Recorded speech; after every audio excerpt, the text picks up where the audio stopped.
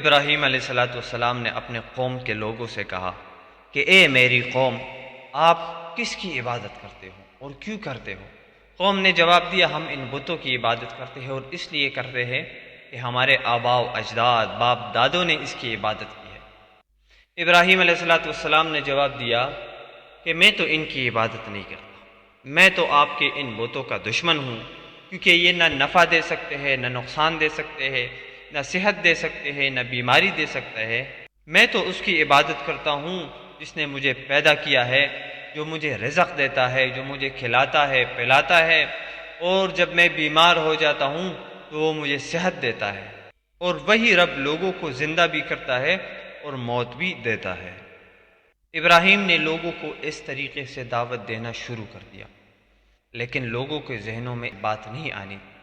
ابراہیم علیہ السلام ایسا ہی کرتے رہے، گھر پہ آتے اور اپنے ابا سے بھی بات کرتے،